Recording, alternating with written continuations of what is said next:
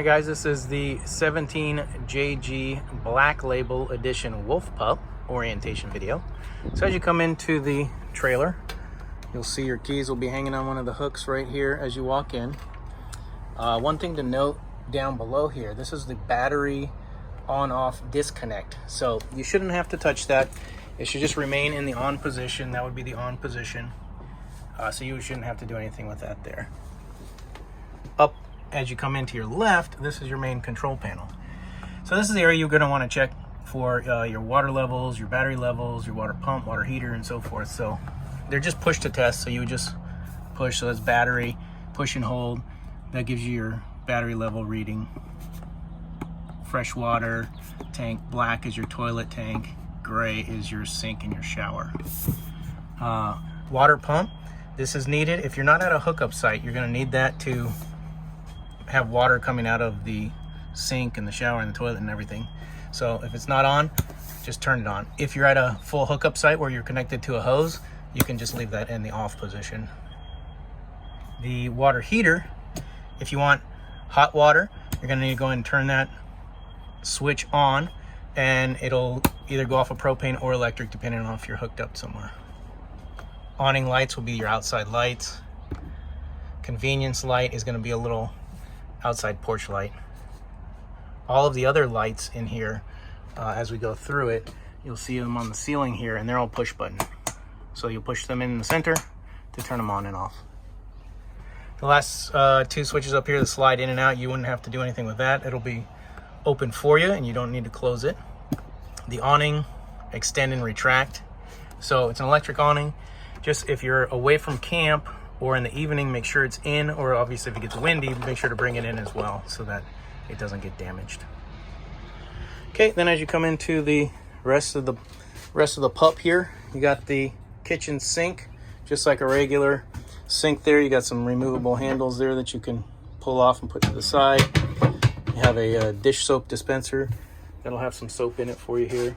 You have a 2-burner stove top, and it just has a pressure release there to lift up when you're going to cook for it there.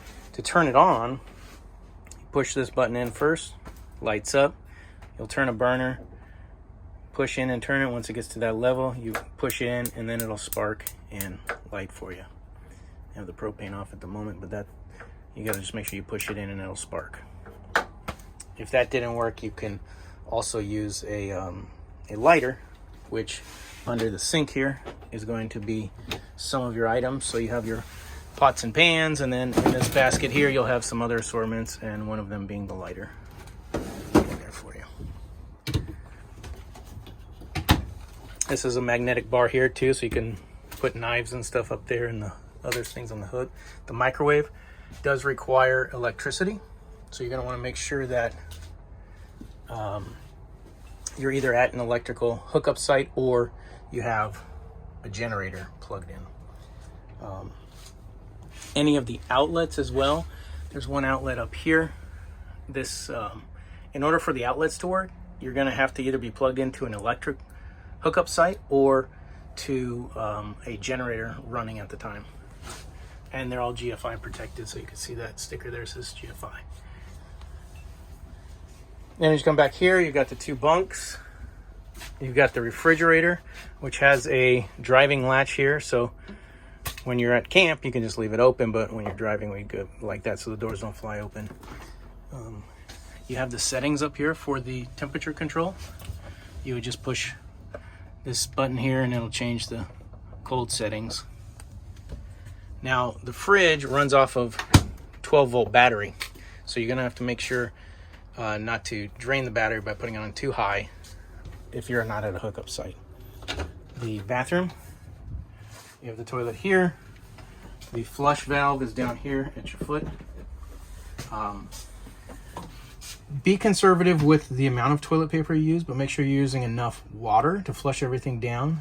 The tanks are limited, so you don't want to use this all the time. If you have the opportunity to use a campground bathroom or something during the day, it's advised to go ahead and do that so that you don't fill up the tanks too quickly. The sink and the shower are one unit here, so If you are going to wash your hands, you would have to turn on the water down here, and this is where you would use it as a sink or the shower. There is a overhead vent up in here, which is manually operated to raise and lower, and then a push button for the fan on and off.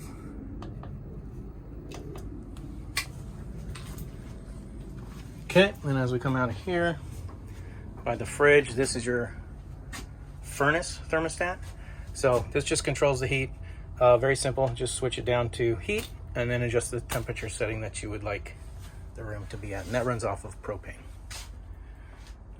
You have a dinette here, which also doubles as a bed. So this, you remove these two legs here, and then that'll drop down and rest along this ledge here, and then you fill it in with the backing of the cushions. You have your queen size bed up in here, a couple of drawers up there. You have a TV, and then the remote for the TV there. The TV, most of the campgrounds don't have very good antenna reception, but it does have HDMI plug-in on the back of it if you bring your own Roku or Apple TV or something like that. And again, it's plugged into an outlet, which means you have to have electric hookup or you need to be plugged into a generator. And one other item up here, this is your battery voltage measurement up there. You should always be above 12 volts on that. If it gets below that, you want to make sure you plug it in the generator. It does have a solar panel on the top, but depending on how much electricity you're using, it could not charge as fast as you're using it. So you have the stereo here, which does have multiple zones. So zone 1 and 2, the inside and outside. So you can adjust that, and you have some nice speakers in here. You can plug in, you can Bluetooth to it, or you can also plug in to an HDMI or the USB port right there. There's your speakers up top, subwoofers. The air conditioning unit in here works up above, and you will need to be plugged into electrical park power or the generator running, and then you could just turn it to the different speeds: high, low cool, high cool. Fan is just going to move air, so that's not going to keep you cool. You'll need to go to the cool setting, and then you would adjust the temperature right there. And that's the orientation for the Wolf Pup.